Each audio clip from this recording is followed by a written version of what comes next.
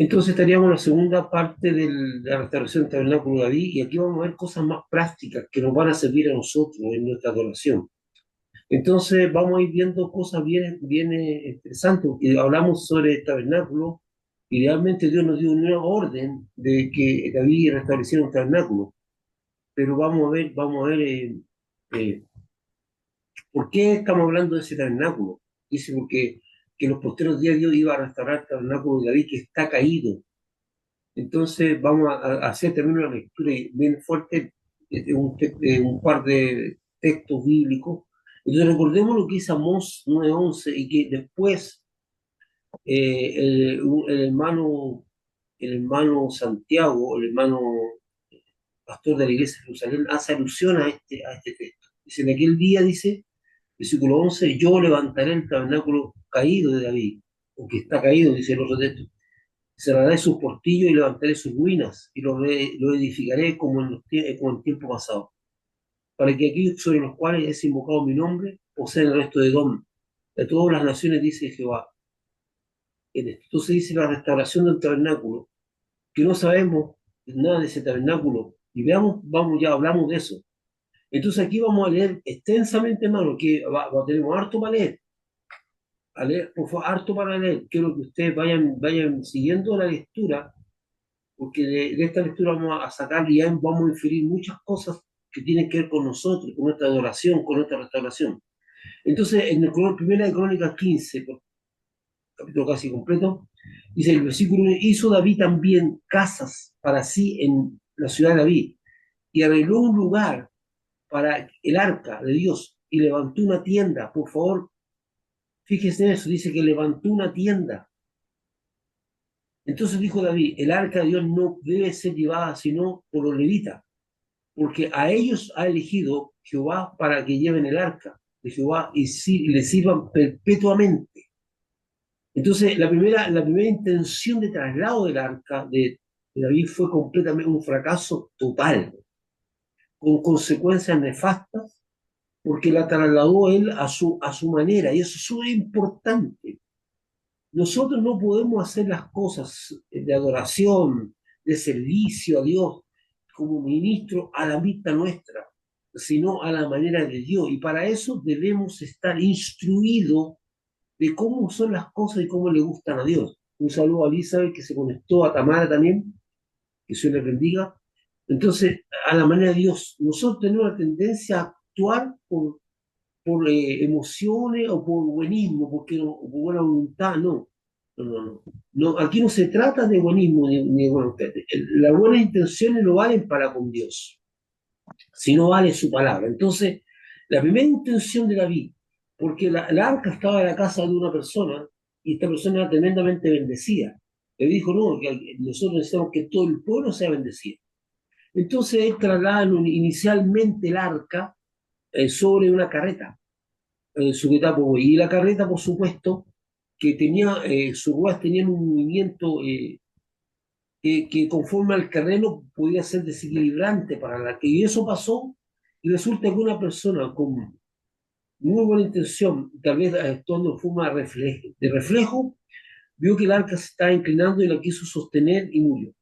Y terminó el traslado del arca digamos, una tristeza tremenda, en una tragedia, en vez de en un momento de alegría. Entonces David ya está hablando y está diciendo, ahora yo reconozco que el arca tiene que ser transportada en los hombros de los levitas. Entonces, bueno, el arca de Dios, dice, estamos leyendo, no debe ser ya sino por los levitas, porque a ellos ha elegido Jehová para que lleven el arca de Jehová y le sirvan perpetuamente.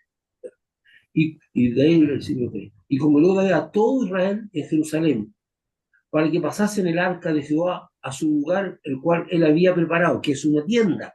Ahí, la parte dice que él levantó una tienda. O sea, por favor, imagínense una tienda para vivir, una carpa, una cosa así. Reunió también David a los hijos de Aarón y a los levitas. Ahí en el versículo 4. Y aquí nos trasladamos seguimos en el capítulo, el 1 de Crónicas 15, y nos vamos al versículo 11. Y llamó David a los sacerdotes Sadoc y Abiatar, y a los levitas Uriel, Asaías, Joel, Samaías, Eliel y Aminadab.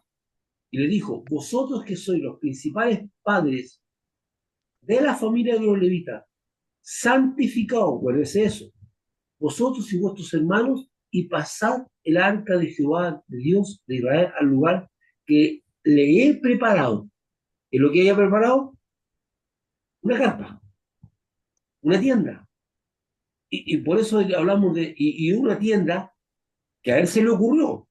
Cuando hablamos del tabernáculo de David, tabernáculo es un lugar donde se hace adoración, donde se deposita el sentir de Dios, donde se hace ofrenda y todas esas cosas. Entonces, esto es una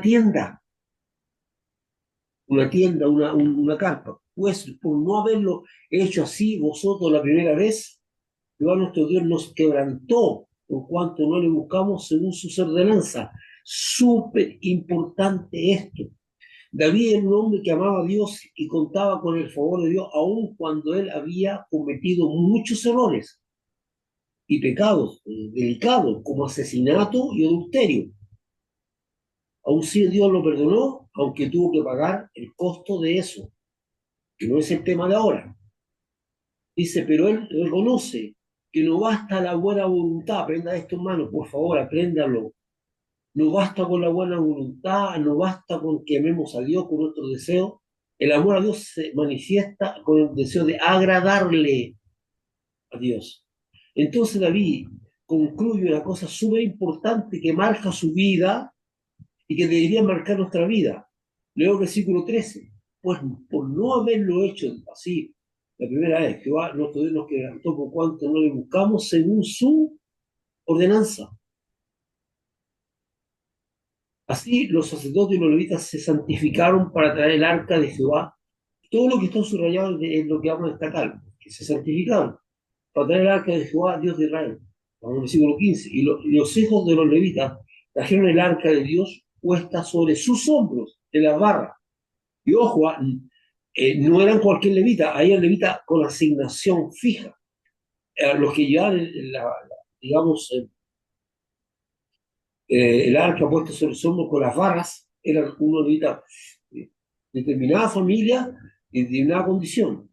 O sea, incluso dentro de los levitas, que eran los que tenían que cumplir este ministerio, también entre ellos existían asignaciones que no eran reemplazables. ¿Sigo? Como lo había mandado Moisés conforme a la palabra de Jehová. Entonces Jehová dijo que el arca iba a ser transportada por unas barras que atravesaban el arca por ambos lados y sobre los hombros de los levitas. Así mismo dijo David a los principales de los levitas que designasen de sus hermanos a cantores con instrumentos de música, con salterios y arpas y címbalos, que resonasen y alzasen la voz con alegría. Exacto, dice, esto es extraordinario, porque David es un rey y no es un sacerdote. No está a cargo de la administración de Dios, no está a cargo de ninguna de esas cosas, pero él traza una forma de adoración. Va y le ordena a los levitas de la manera en que tienen que ejercer su ministerio. Es súper importante porque David dice, así me dijo, primero que nada, traslada el arca de un lugar, de la casa de un judío, de una persona, hacia la tienda que era preparada para el arca. Y todo ese movimiento lo hace él. Él ordena eso. Y después dice a Lolita, bueno, usted además designe de su hermano a cantores con instrumentos de música. O sea, está creando una liturgia que es sorprendente como rey. Pero él no tiene que ver con todo lo que tiene que ver con la adoración a Dios. Pero ya que no hay una liturgia, y la liturgia que hay es muy ceremonial, él hace algo súper importante. Por eso es lo que se está estableciendo. Sin darse cuenta, David está estableciendo un tabernáculo de adoración, permitido por Dios. Dios le permitió a David algunas cosas que no le permitía a otro hombre, como poder haber comido los panes que son de la proposición y que solamente podían comer los sacerdotes. Bueno, cuando él tuvo hambre, llegó ahí y él y sus hombres comieron. O le puede haber costado la vida a otra persona, pero Dios la aceptó y ahora también lo está dirigiendo, lo está aceptando, digamos, por su espíritu. Porque David era un adorador y era un adorador destacado, un adorador desde niño, desde muy niño. Él adoraba en los cerros, en los montes, le cantaba a Dios mientras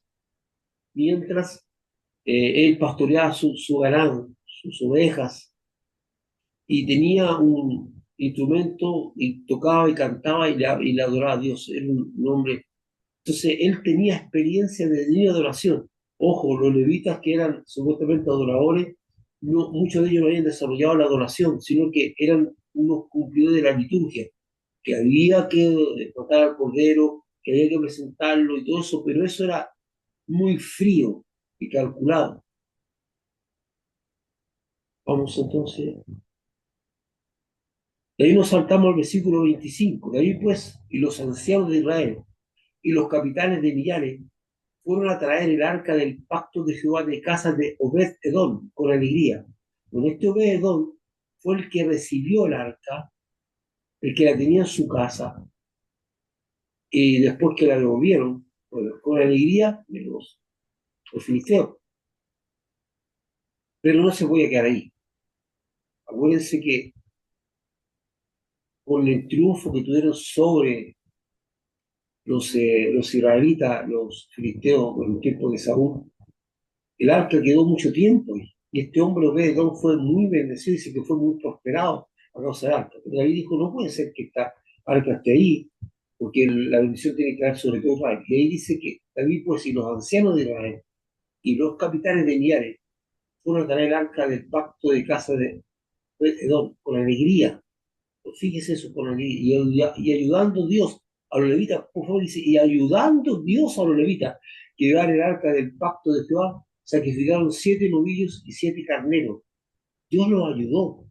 Cuando tú estás en los propósitos de Dios y estás haciendo la voluntad de Dios, tú puedes tener la certeza que Dios te está ayudando a cumplir la misión que Él te encomendó. Y ayudando Dios a los levitas. No olvides eso. Aquí hay mucho que sacar del tabernáculo de David. Cuando tú estás en los propósitos de Dios, cuando tú estás cuando nosotros somos impotentes, incapaces de poder expresar, Dios está ahí. Cuando estamos dentro de su propósito. Y David iba vestido de lino fino. Y también todos los levitas que llevaban el arca y asimismo los cantores, o sea, ellos iban vestidos de fiesta.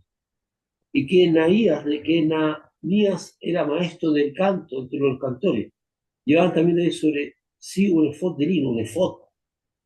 El efod es una pieza que se pone aquí en el pecho y que es típica de los sacerdotes.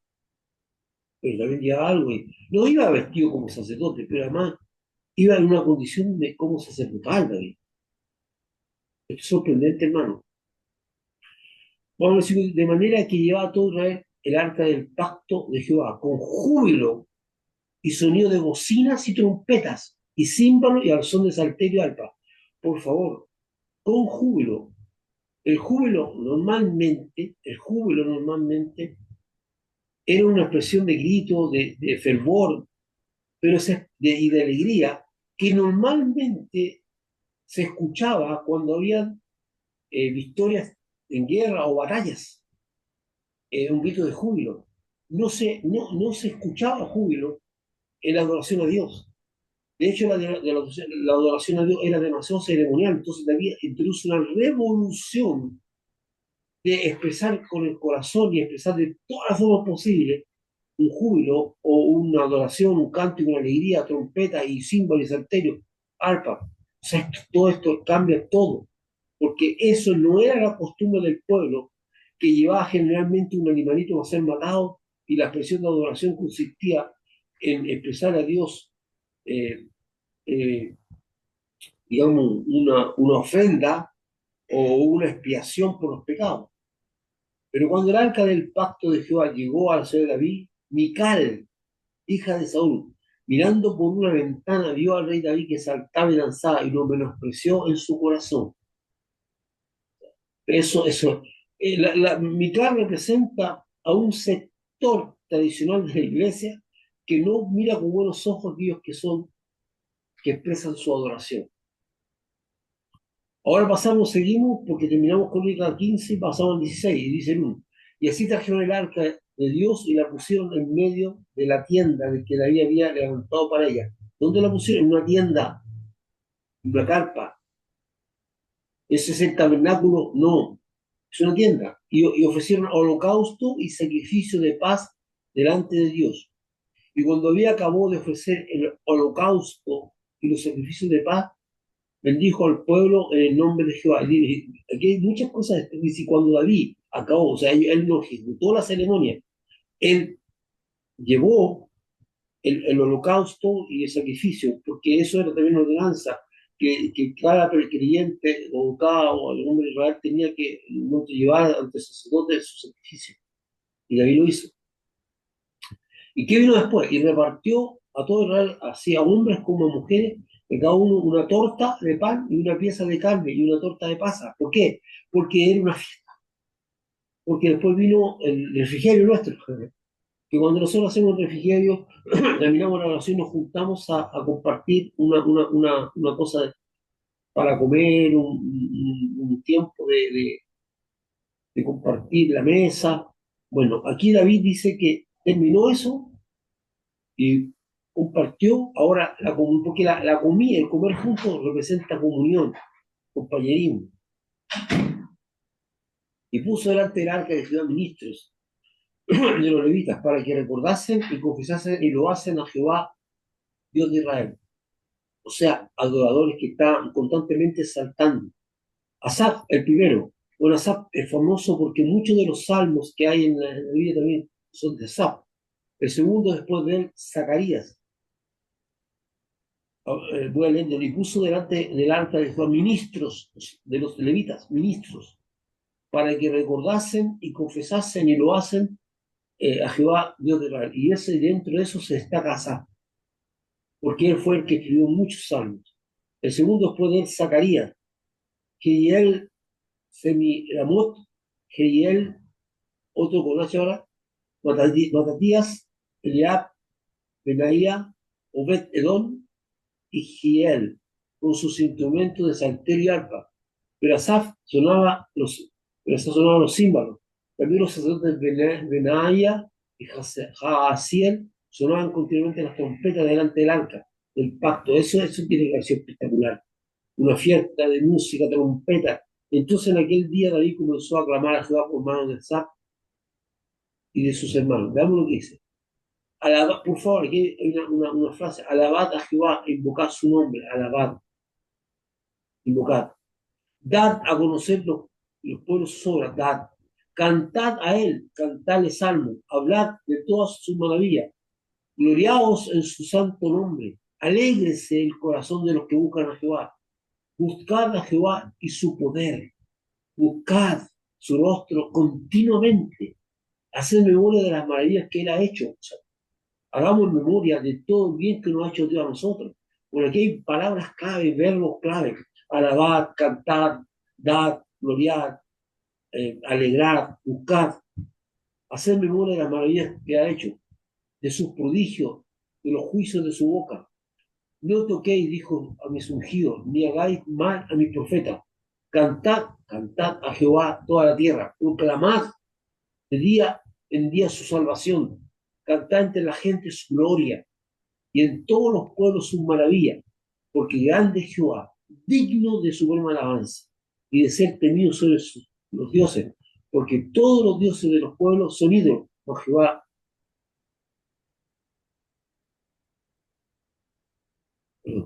Mas Jehová hizo los cielos. Alabad y alabanza y magnificencia delante de él.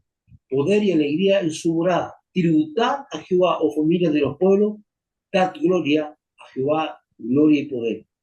Dad a Jehová la honra debida a su nombre. Traed ofrenda y venid delante de él. Postraos delante de Jehová en la hermosura de la santidad. Temed en su presencia toda la tierra. El mundo será aún establecido para que no se conmueva. Ale, alégrese los cielos y gócese la tierra. Y digan las naciones, Jehová reina. Entonces dice, hermano Samuel o pastor, ¿de qué manera yo puedo expresar alabanza a Dios? Léete esto. Léete esto.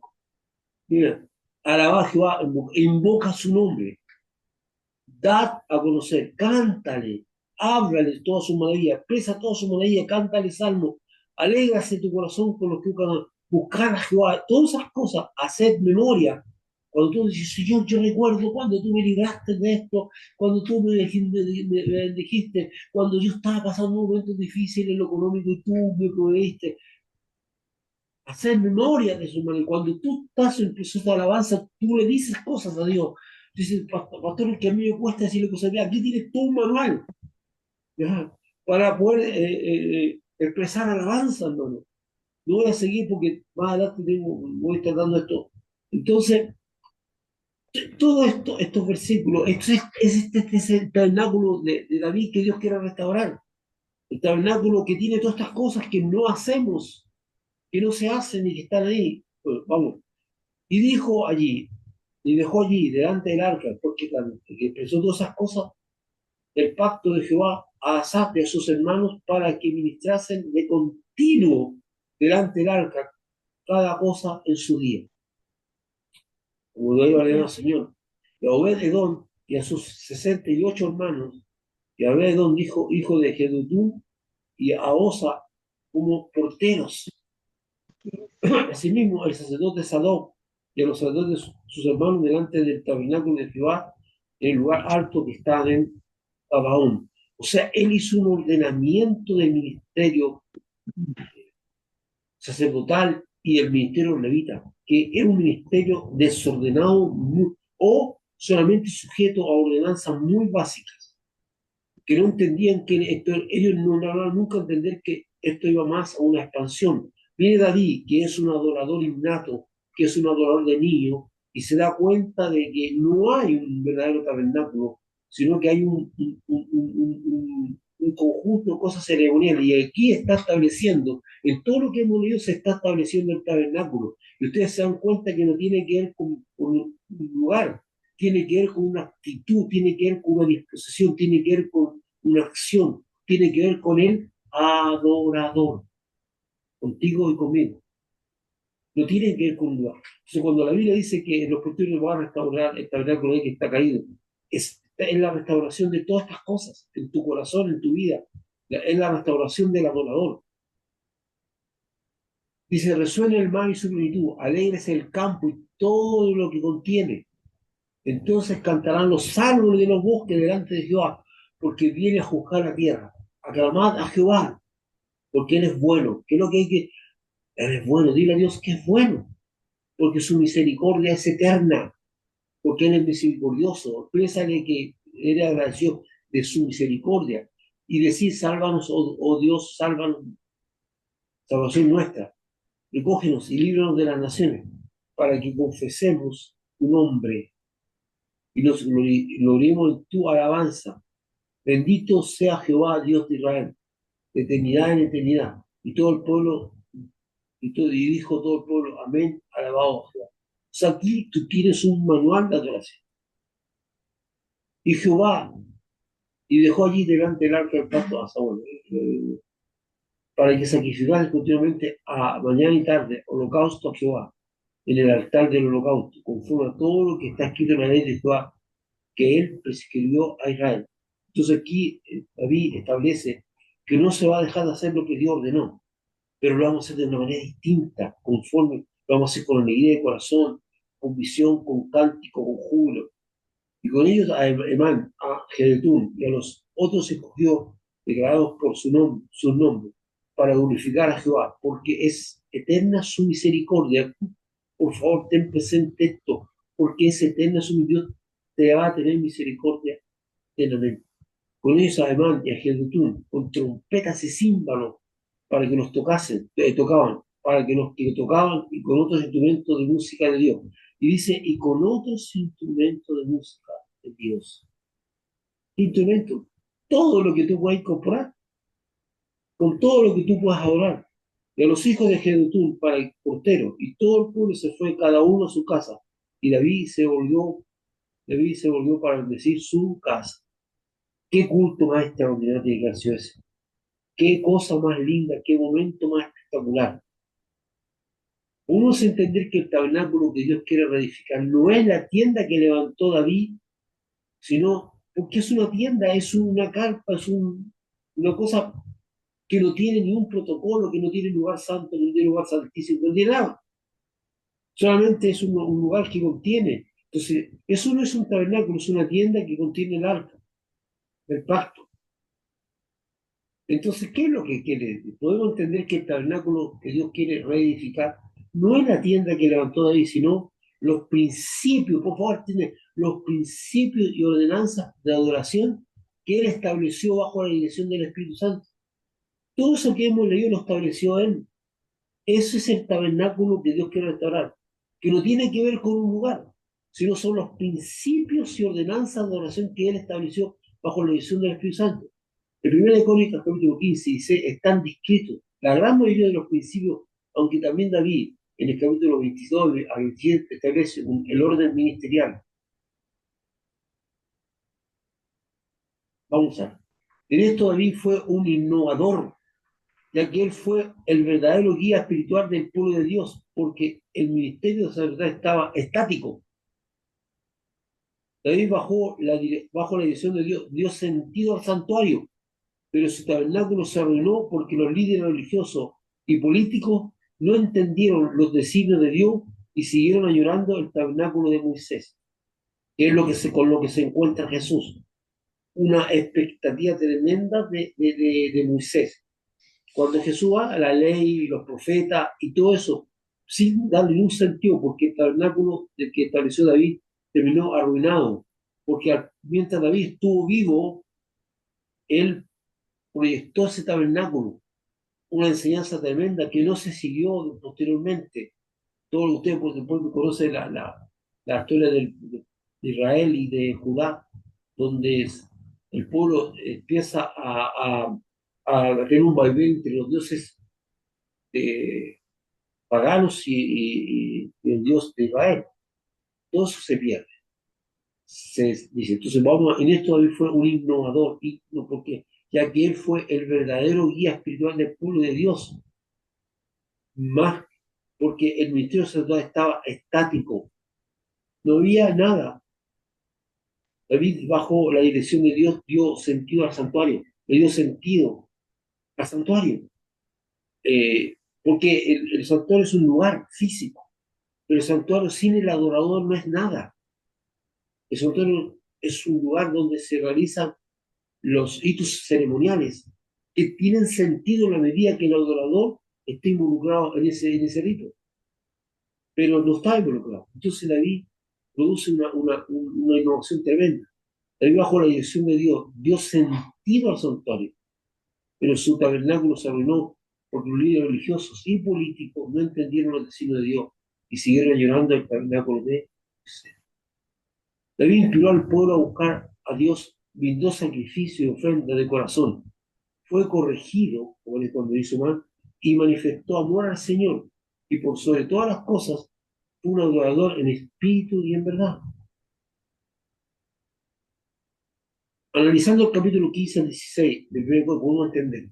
15 y 16. Y vamos al punto. Primero, vamos a ir viendo los puntos que sobresalen, que con esto combinaríamos. ¿Qué es lo importante? Ahora, yo le he hablado muchas cosas ahora, pero ahora vamos a ir dándole un sentido bien determinado. Pero primero, David levanta una tienda de tabernáculo para contener el arca. La sencilla e intrascendente tienda no logra interpretar la labor de un verdadero tabernáculo, el cual se traslada al cuerpo del adorador. Claro, ya el tabernáculo no es la tienda, no es ahí, es un lugar. Cuando ahí levanta un tabernáculo es el adorador. Entonces ya el tabernáculo no es capaz, ni siquiera el templo gigantesco que construyen, ni el tabernáculo del desierto, porque el verdadero tabernáculo, la adoración está dentro de ti y dentro de mí. Pablo lo habla, dice, aquí hay algo más grande. Dice, aunque este cuerpo fuera de estudio, hay un tabernáculo más grande, ¿verdad? Entonces el verdadero tabernáculo está en tu ser. Punto 2. David comprende y establece que para ser un verdadero adorador no se puede actuar tan solo por deseos y emociones, sino conforme a verdad, respetando los mandamientos, hombre y ordenanza. Dice, los mandamientos, hombre y ordenanza, forma establecidos por Dios.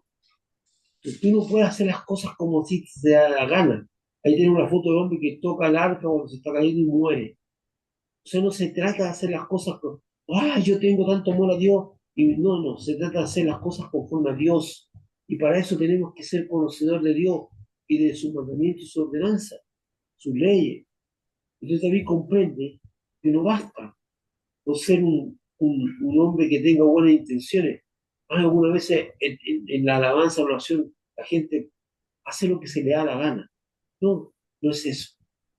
Entonces David comprende, establece que para ser un verdadero adorador no se puede actuar tan solo por deseos y emociones, sino conforme a verdad y respetando los mandamientos. Eso es para el hombre y ordenanzas, que son las formas establecidas por Dios. Dios estableció y es como se debe hacer, como Él quiere que se hagan las cosas. Tercero, no se puede ser un verdadero adorador bajo contaminación de carne y espíritu, por lo cual se debe entender que lograr la santidad, que lo que es la santidad, esto es apartarse con propósito, o sea, no puedo yo ser un verdadero, porque si yo estoy contaminado, ¿y qué significa carne y espíritu? Que tengo una mezcolanza en mi forma de mirar las cosas y estoy contaminado con prácticas que no son de Dios, cosas que no tienen que ver con Dios. Yo me aparto. La santidad es apartarse. Ser santo es ser apartado. O sea, y cuando dice apartado, es apartado de aquello que es contrario a Dios y que practica el mundo. El mundo practica muchas cosas que son contrarias a Dios. El mundo practica el asesinato, incluso de bebé. El mundo practica la mentira. El mundo practica el adulterio. El mundo practica la fornicación. El mundo practica la idolatría. Cuando nosotros nos apartamos de eso, ser santo no es una aureola que está en tu cabeza, y es un buenismo, el ser bueno. Una persona puede ser buena, pero no puede ser santa. Como ser, una persona buena gente, buena que es, pero es mentiroso o es adúltero, pero es una buena persona, ayuda a que están diciendo, no, aquí no se trata de eso. No se puede ser un verdadero adorador bajo la contaminación de carne y de espíritu. Cuando carne, un adúltero, pues el adulterio es una contaminación de carne, la mentira, el engaño. Y de espíritu es la idolatría. Porque hay gente que se idolatra. Y hay mucha gente que tiene ciertas costumbres de consultar a personas que ven la suerte, el calor, y algunas personas que incluso van a la iglesia. No, no, tú no puedes ser un verdadero adorador si estás contaminado en carne y espíritu, en tu forma de practicar adulterio, mentira, engaño, defraude, ¿no? O hechicería, idolatría y todo eso. No puede ser, tú no se aparta porque yo decido apartarme porque a Dios no le agrada eso, yo no voy a practicar, ni voy a consultar a espíritu alguno, ni voy a ver ni voy a ver la suerte. Por eso, algunas veces nosotros, los creyentes, somos muy reticentes. Yo, en lo personal, aquellas personas, incluso algunos que confían en el horóscopo para determinar su día y qué es lo que va a pasar en ese día. Y conforme sea el horóscopo, van a actuar y a lo mejor, si el horóscopo es adverso, a lo mejor van a salir todo el día a la calle. Eso es algo, una contaminación de espíritu, porque yo no puedo, mi confianza está en Dios y el que determina mi vida es Dios, no lo que dice una persona. Entonces hay personas que confían en eso. Yo no digo que usted no pueda leer ninguna cosa. Estamos hablando de confianza, de fe, de establecer su vida. No, y cuando usted determina el accionar de su vida conforme a esas palabras, usted se está convirtiendo en un idólatra. Entonces no se puede ser un verdadero adorador bajo contaminación de carne y espíritu. Usted tiene que alejar, tiene que actuar en santidad. Entiéndase, santidad no es un buenismo ni es una aurora. La santidad significa apartarse, apartarse. Y el apartarse es con propósito. Ah, porque hay un sector de lo evangélico que no, que siente un tremendo desprecio por la gente que no es cristiana. Y yo rechazo totalmente eso. Porque Pablo dice, apártate de todo aquel que practica la mentira, pero no estoy diciendo que sea de parte de la gente del mundo, tendría que salir del mundo. O sea, no, tú vas a compartir con las personas igual y con respeto, porque Pablo dice, tú te apartas de aquel que dice siendo hermano, practica la mentira, no. Porque la mentira va a estar en todas partes. Tú vas a ir al trabajo y vas a encontrar. No, pero hay gente que hace sentir muy mal a los no creyentes porque los mira con un cierto desprecio y los considera como si fueran personas. No me junto, yo no me voy a juntar con esa persona. Y esto llega a escalar a extremos muy fuertes porque, no, porque hay algunos creyentes que ni siquiera comparten con su familia que no es creyente y que tienen ciertas costumbres. Si no, yo no voy a compartir con esas personas. No. Bueno, si te ves, si ese ambiente no te respeta, pero algunas veces esa gente no siquiera le interesa. Algunos que no comparten con sus padres, con sus hermanos. No, o sea, tú no tienes que participar en lo que es, en prácticas que son contra Dios, pero no porque tú no te vas a aislar de tu familia, que es el punto más importante de testimonio. O sea, hay canutos que son realmente sorprendentes. El cuarto, el hombre que adora a Dios no es un penitente, por favor. No es una persona que está contrita y que tiene que servir un castigo y está pagando culpa. Tiene que muestra cara de dolor y penitente y contrición. El hombre que adora a Dios no es un penitente. Hay gente que cree que está más cercana a Dios mientras más, digamos, penitente sea, mientras más fingió esté. Y no, el hombre que adora a Dios no es un pendiente, ni debe estar bajo continua expiación de sus pecados. Tú ya pagaste los pecados, ya aceptaste a Jesús, y la Biblia dice que según el pecado abogado tiene, y si confesamos nuestros pecados, al fiel y justo para perdonarnos. ¿Sí? Tampoco es un hombre que debe pensar que la reverencia es un acto de contrición. No, ser reverente no es una condición. Hay gente que cree que ser reverente es ser parco, tener una cara de lástima y vivir y tener una cara de circunstancia y ser lo más eh, fusivo posible. No, por favor. La reverencia tiene que ir con respeto, no tiene que ir con condición. Más bien David trae al tabernáculo un concepto hasta ese momento completamente ajeno al adorador. Dice, alzar la voz con alegría y los instrumentos de música realza esta adoración de alzar la voz con alegría. No estoy hablando de contrición, con cara de pena, con cara de persona que está sufriendo. ¿No? Entonces, el cuarto, el hombre que viene, David, y establece una adoración con alegría, con gozo, con instrumento, con música. Ese es tu tabernáculo. Ese es el tabernáculo que Dios quiere restablecer. Y el tabernáculo está en ti. Cuarto, quinto, cuando el adorador agrada a Dios, entonces es ayudado por el mismo Dios a realizar los actos de oración. Acuérdense que la Biblia, que lo que leímos decía que Dios ayudaba a los levitas. Bueno, cuando el adorador agrada a Dios, entonces es ayudado por el mismo Dios a realizar los actos de oración. Sexto, David está vestido de fiesta. Él tiene una investidura apropiada para la ocasión, lo que nos habla de la actitud del adorador, lo que no depende del entorno ni de cómo están vestidos los otros. El efod es una vestidura típica del traje sacerdotal y levítico. David, sin traspasar a la orden interior, como otros reyes lo hicieron, él profetiza que seremos un pueblo de reyes y sacerdotes. Somos eso.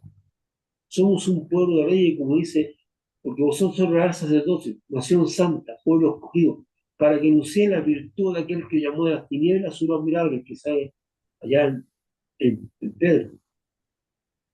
David está vestido de fiesta. Entonces, ¿qué es lo que David está profetizando que vamos a ser reyes y sacerdotes? Y ante Dios, para eso Dios nos quiere como reyes y sacerdotes. Séptimo, David introduce el júbilo, que es una alegría desbordante, como una expresión normal del adorador, y no solo como una expresión carnal frente a triunfos terrenales. El júbilo no es una expresión del pueblo de Israel por haber ganado una batalla, como tampoco debe serlo en este tiempo, que el pueblo en general y aún el de Dios se desborde en alegría cuando se ha ganado en un evento político, deportivo, artístico. Bueno, muchos de los hermanos estaban muy jubilosos cuando Chile ganó la Copa América. Ah, todo era cuando Chile tuvo su primera reina de belleza. O sea, la gente está desbordante. O sea, yo puedo expresar júbilo y alegría por cuestiones mundanas, pero no le puedo expresar júbilo a Dios porque no, a Dios hay que ser como penitente, hay que ser austero, hay que ser circunstancial, hay que ser serio. En Cristo hay suficientes motivos para la expresión de júbilo. Sí, porque Él te salvó, te sanó, te dio un lugar junto a Él en el cielo. Las bocinas, trompetas y símbolos que acompañan el júbilo indican que además se debe proclamar el motivo del júbilo. Y los salterios y arpas que también acompañan el júbilo indican que se debe dar expresión de alabanza y adoración a aquel que motiva el júbilo. Expresamos júbilo porque Él es grande, porque Él es bueno, porque Él es poderoso, porque Él salva, porque Él provee, porque Él es Rey de reyes y Señor de señores. Estamos diciendo la razón y la expresión a aquel que motiva el júbilo. ¿A quién? Al Señor, Dios Todopoderoso. Entonces, luego de nuevo, en Cristo hay suficiente motivo para la expresión de júbilo. La bocina, esto tiene una cuestión del diabólica, pero eso de que el diablo trató de crear un sistema religioso a los creyentes. Muchos cayeron en eso. Por eso el Señor dice, voy a restaurar el tabernáculo de ahí que está caído. Este es el tabernáculo de ahí. En Cristo hay suficiente motivo para la expresión de júbilo. El diablo trató de apagar, trató de crear una cuestión siniestra, bien oscura, bien deprimente. Y de repente usted ve a algunos creyentes que como que siempre están medio tristes, medio eh, tensos, medio, eh, digamos, entra usted algunas veces a las congregaciones y todo lo que usted ve es una actitud de paz, de inquietud, no ve justicia, sino que ve congregaciones que están muy apretadas. Incluso algunas de ellas que cantan con mucho instrumento, cantan con mucho, pero no hay una expresión del adorador.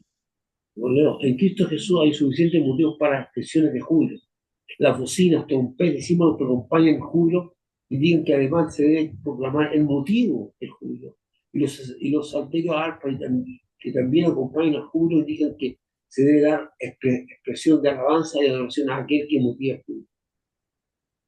8. Si las expresiones de júbilo han sido como motivo para relaciones religiosas descalificadoras o indiferencia tácita, sí, porque dice, mira, esa gente ya grita y hace escándalo en el templo, y claro, eso, usted va a escuchar esa, todos nosotros somos una versión de que nos gusta ser más calladito, más tranquilo. El saltar y danzar puede resultar ser insoportable para algunos, como es el caso de Mical, aunque también puede ser motivo de una indiferencia tácita. Surge una actual forma de mirar esto. Me parece completamente bíblico, pero yo no lo haré nunca, yo no haré nunca una expresión de esta porque no va conmigo. Eh, eh, las personas establecen la adoración conforme ellos creen, no conforme dice Dios. O sea, no importa lo que tú crees, no importa lo que tú pienses, es qué piensa Dios. El tabernáculo ahí introduce esta expresión de adoración, no bajo una acción de un misticismo espiritual o como manifestación del Espíritu Santo, que también puede ser, sino como un acto plenamente consciente a voluntad del adorador y como práctica permanente. Cuando yo expreso júbilo, lo expreso porque yo soy una persona convencida que eso es lo que le agrada a Dios. Aún a veces me lo puede motivar el Espíritu Santo, pero yo soy un adorador que por voluntad practico esto. Porque esta cuestión no es una cuestión mística, porque lo místico busca respuestas interiores. Nosotros no, voy a insistir, nosotros no somos místicos, somos espirituales, guiados por el Espíritu Santo, no, y no buscamos respuestas en nuestra reflexión interior, sino que buscamos respuestas guiadas por el Espíritu Santo. Nuestra fe no es interior a nosotros, nuestra fe está fuera de nosotros, en la cruz del Calvario, en aquel que murió, en Cristo. No buscamos respuestas en nuestro interior porque nosotros podemos ser ministrados por el mismo diablo en nuestros pensamientos y creemos que son respuestas divinas. No, nosotros miramos al Señor, miramos la cruz, miramos la palabra de Dios. El cumplimiento de la ordenanza de Dios a través del tabernáculo ahí es una arma poderosa, pero no, el punto no es para producir bendición y comunión mediante del pueblo de Dios, mucho más poderosa que los consensos doctrinales. Entonces, ese versículo 1, el cumplimiento de las ordenanzas de Dios a través del tabernáculo es una alma poderosa para producir bendición, comunión y unidad entre el pueblo de Dios, que fue lo que se produjo cuando vino a hablar. Mucho más poderosa que los consensos doctrinales. ¿Por qué? Porque son ordenanzas dadas por Dios. 10. En este tabernáculo se mantiene una administración permanente del ministro que debe recordar, confesar y alabar el nombre del Señor. Siempre. Debe recordar al Señor, confesar al Señor y alabarlo. Ya no se depende de una tienda para donde ministrar al Señor, ya que el tabernáculo se traslada ¿a dónde? Con el adorador. Al adorador. Porque es el adorador mismo el tabernáculo. Por eso dice que nosotros somos templo del Espíritu Santo.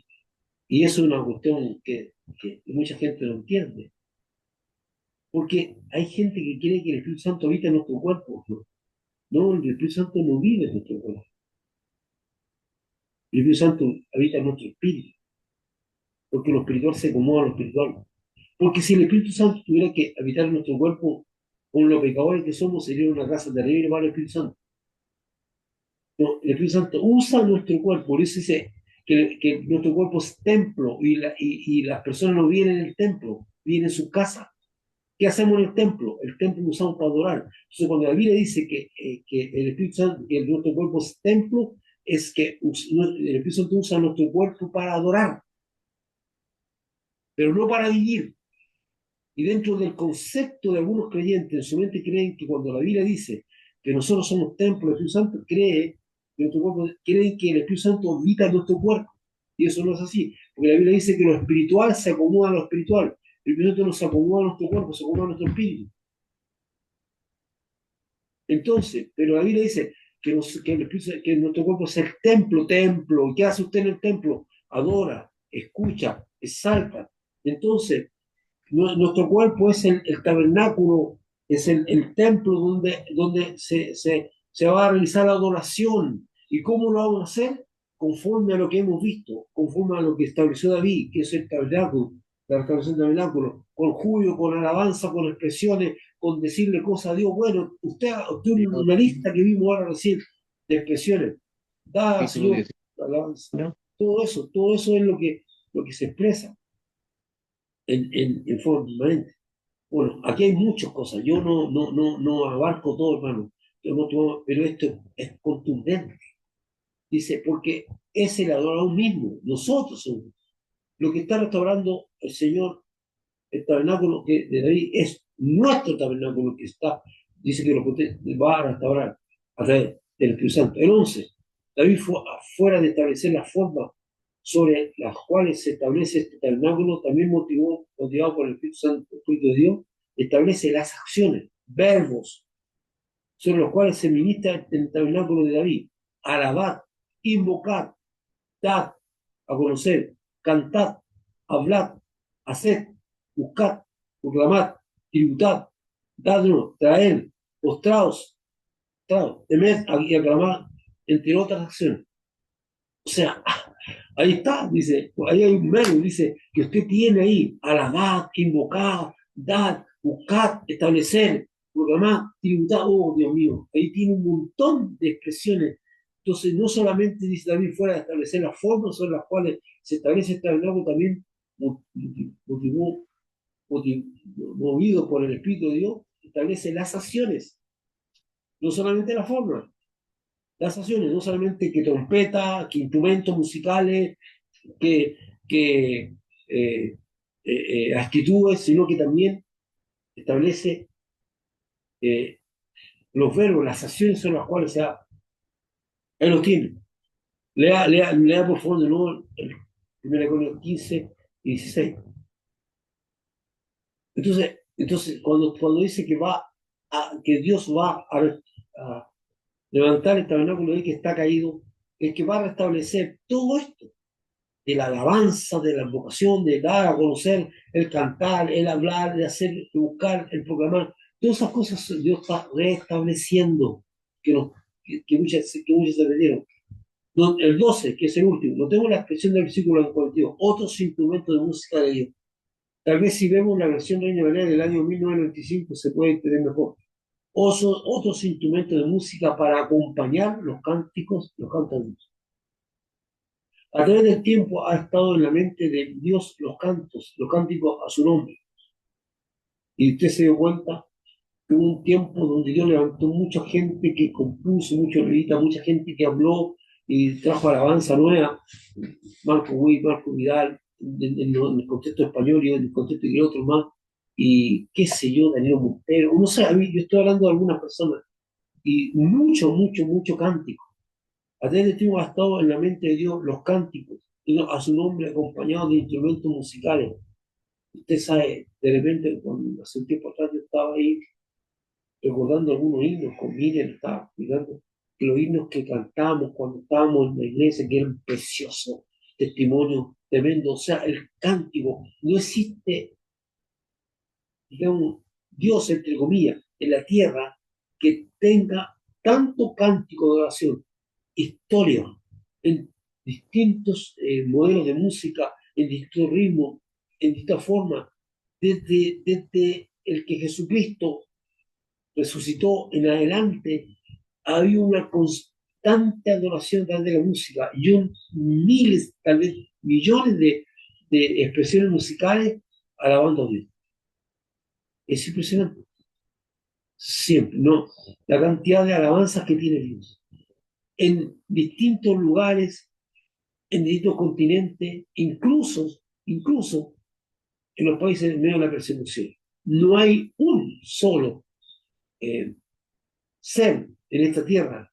No, estaba hablando ni siquiera Mahoma con los musulmanes que tengan cánticos permanentes a Dios, ni siquiera los hindúes, ni siquiera nadie. Jesús es un motivo de adoración permanente.